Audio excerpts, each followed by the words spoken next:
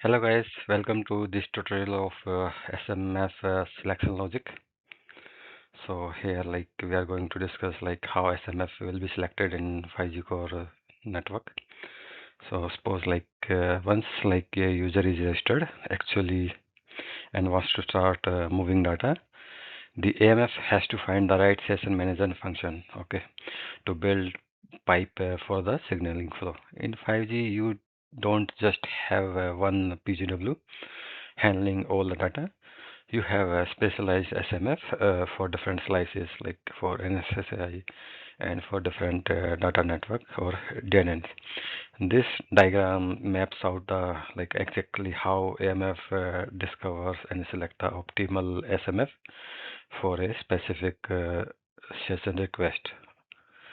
Okay, here it is divided into various phases. Or first phase is PDU session request initiation.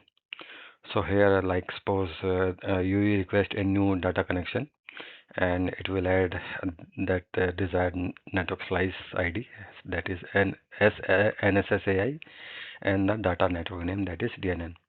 And it is combining all this data into the NAS PDU session establishment request, and you will be sending that request to GNodeB or RAN. Okay.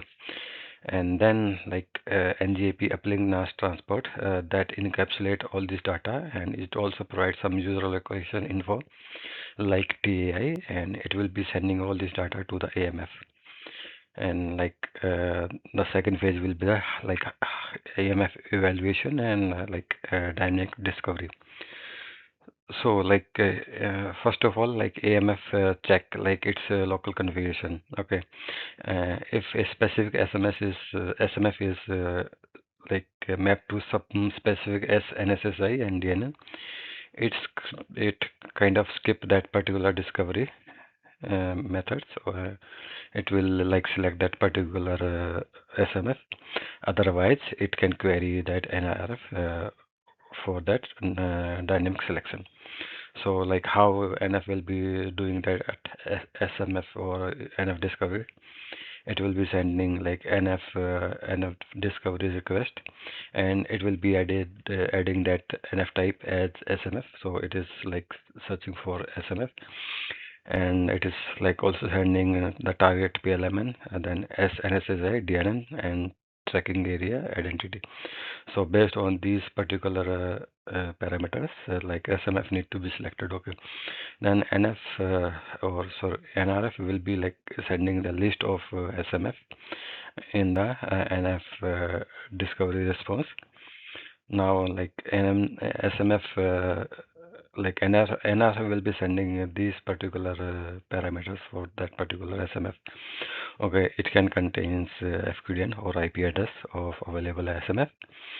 It also it can give supported and S-NSSAI and DNN, then SMF log area identity, how it can be geographical reach, then also the loading capacity and the capacity parameter and the priority level. And in the next phase, there will be SMF selection logic. Now here AMF need to check how SMF, one of which parameter SMF need to be selected. So first of all is the exact match. Okay, if in the response you got some requested NSSI and DNN, and if there is exact match, it will select that particular SMF.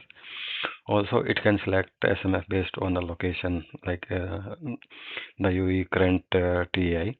Also it can select SMF based on the load balancing. Okay, so AMF can distribute session across SMF based on the capacity and the load parameters. Okay, and there is also one parameter is priority. So AMF can choose the highest priority SMF if multiple SMF are equally loaded. Okay, so these are the four parameters which are generally used.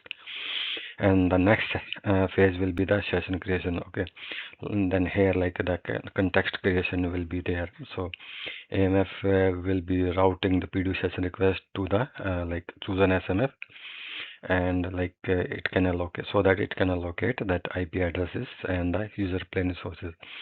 For that, it will be sending that PDU session create session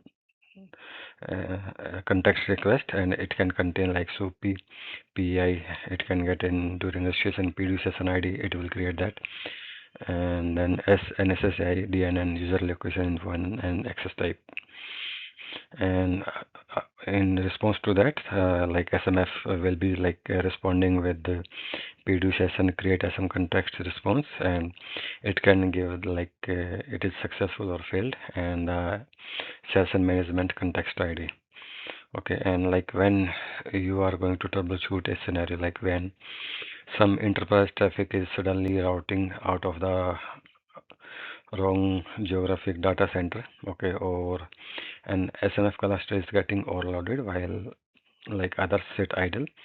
So we need to look at the like AMF evolution. Okay, so in initial deployment, like engineer like leave a legacy local configuration static route that is active on the AMF for some testing purpose. Okay, and that static route will like bypass your like dynamic NRF load balancing. So and that can force all the traffic to specific DNN to a single SMF node regardless of the actual node. So that's all for this particular slide, or you can this particular video tutorial. I will see you in next lecture. Thank you.